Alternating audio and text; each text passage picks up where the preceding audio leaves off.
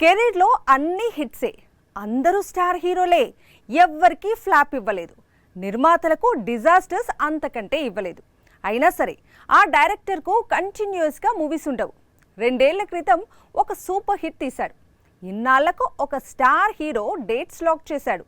మళ్ళీ mega phone పట్టబోతున్నాడు. 2007లో Munna మూవీతో career ప్రారంభించాడు వంశీ పైడిపల్లి. 18 ఏళ్ల కెరీర్లో కేవలం 6 చిత్రాలు మాత్రమే తెరకెక్కించాడు వంశీ. ప్రతిసారి అదే గ్యాప్. 2 ఏళ్ల క్రితం తమిళ హీరోతో వారీసు అనే మూవీ తీశాడు. దళపతికి మంచి హిట్ ఇచ్చాడు. 2 ఏళ్లుగా వంశీ ఏం చేస్తున్నాడు, ఎక్కడున్నాడు, ఎవరి కోసం కథను సిద్ధం చేస్తున్నాడు, ఈ డీటెయిల్స్ ఏం తెలియదు. ఎప్పటిలాగే గ్యాప్ తర్వాత సర్ప్రైజ్ చేయడం వంశీకి అలవాటు.